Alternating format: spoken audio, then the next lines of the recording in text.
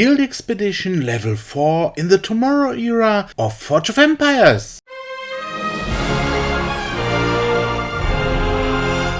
Since the computer has added half the bonus in Guild Expedition Level 4, many players reported difficulties to solve the final level in the Tomorrow era.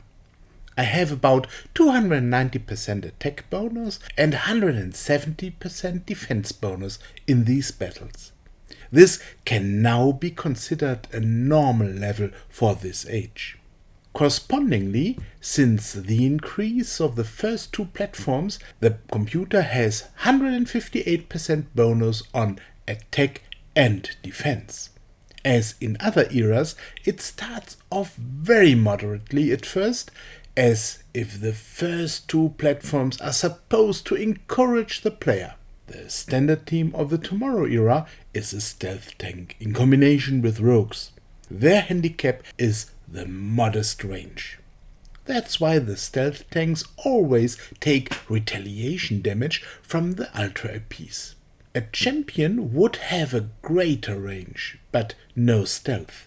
That's why I believe the combination you can see here is the easiest solution, which will be successful even with a little less combat bonus. As in the fight against the first wave, the two opposing rogues are virtually free tickets. They can be attacked last without any problems, and so it feels like a fight against two waves with only 6 units each on the opponent's side.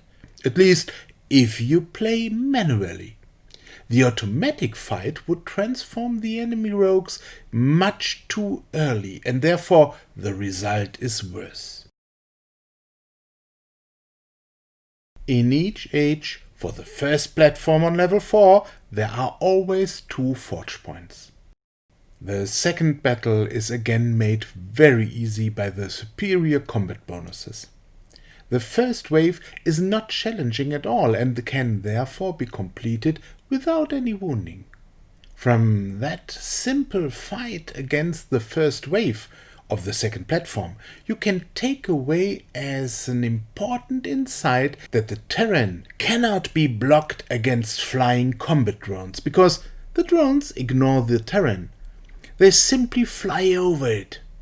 That's why these fast mobile units cannot be defeated without own loss, although the stealth tank has special bonuses against them.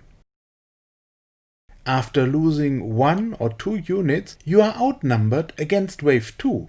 It's a tough battle.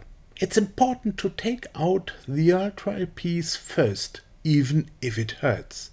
The opponent's stealth tanks will at least pick up an immediate counter-strike with every hit. However, a battle between stealth tanks is always associated with painful losses.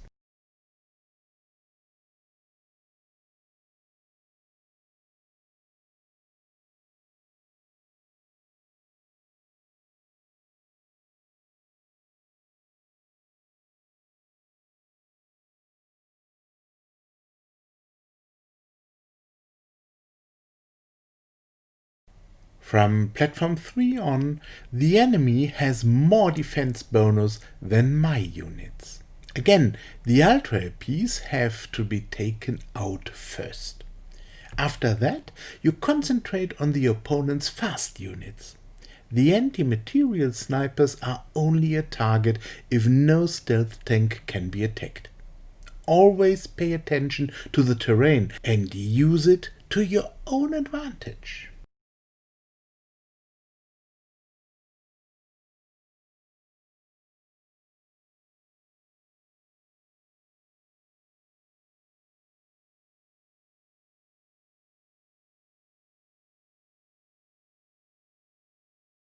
The unit mix of the second wave is quite a challenge. First of all, eliminate the opponent's microwave blasters, at least those that are within firing range.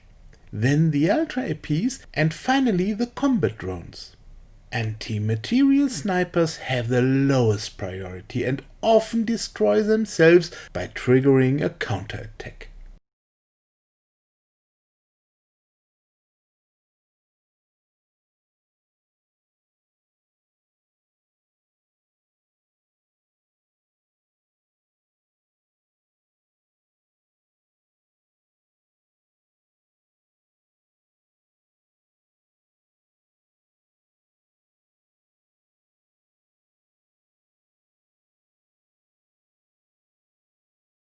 Besides the new level 4 items, diamonds are still the most attractive reward. This is only one of several chances to win diamonds.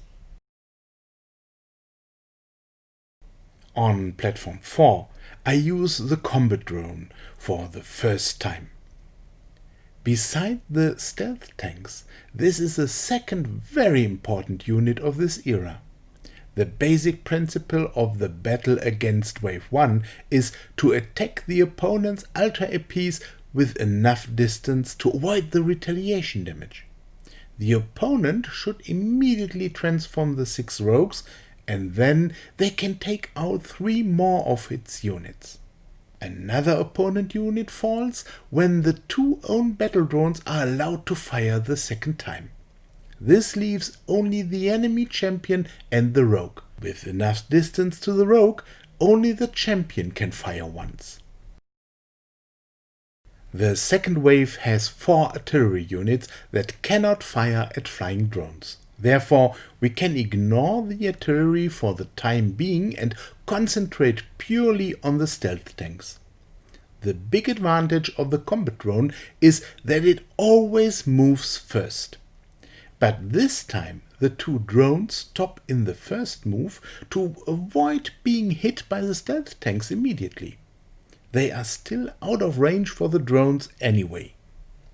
As soon as the converted rogues are allowed to move, the opponent's stealth tanks fall one after another. Finally, the opponent's microwave blasters can be eliminated without any risk. This simple battle is then rewarded with 3 blueprints this time. For Platform 5, I will then go back to the standard team of the Tomorrow era. Once the opponent's microwave blasters are destroyed, the further fight against the first wave is extremely easy. The opponent's rogues are once again like free tickets.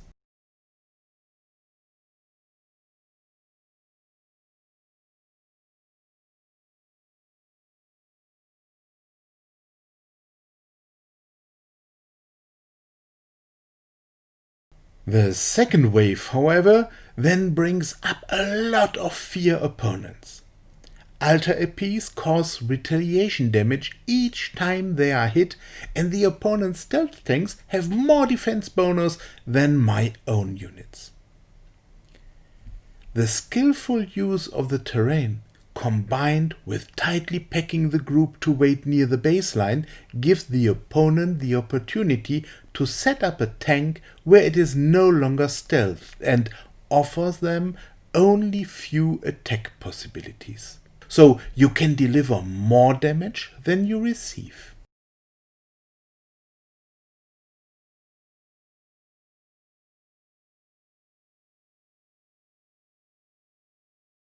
A few forge points are always welcome as a reward. Platform 6 then demands a lot more from the player. Even with a little more combat bonus, the automatic battle mode can't do this platform so easily. Because of the high mobility of the enemy drones, you always lose 1 or 2 units. But as long as it doesn't destroy both stealth tanks, everything is okay.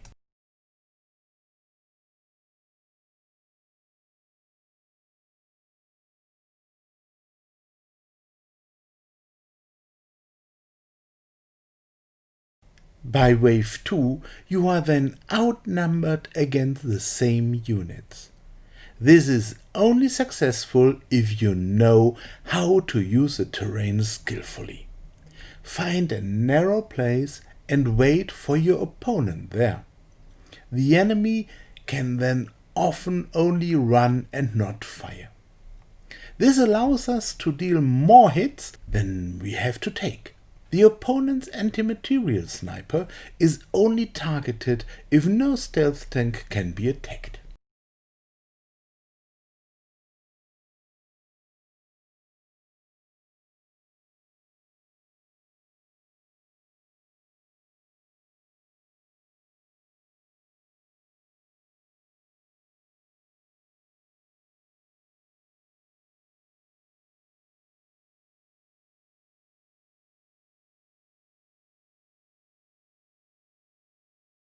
25 goods of the current age are also a nice reward.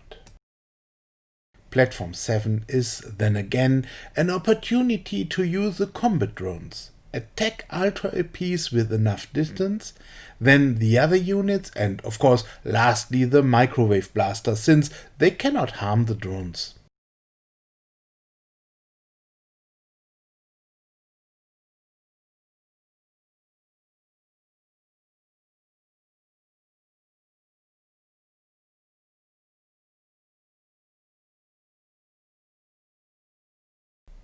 The same principle applies against Wave 2. 3 artillery units on the opponent's side make it a fight 8 against 5. This numerical superiority makes it extremely easy to win.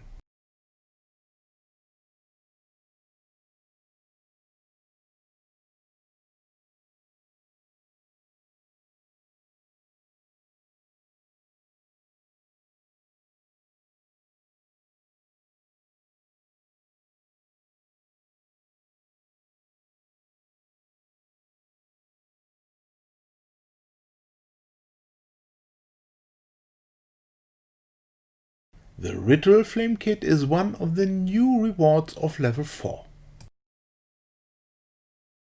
At Platform 8, the second wave is a deciding factor in setting up 8 combat runs. Only one of these has to survive the battle against the first wave, then it will win the automatic battle against artillery without risk, because the artillery cannot attack flying units. 4 lost units against Wave 1 are easy to get over, and so we have earned the Ritual Flame as a reward. From here on, I negotiate or use units of higher ages. Only about 60% more combat bonus makes another fight on the remaining platforms look promising. That's why today's sample solution ends exceptionally with Platform 8.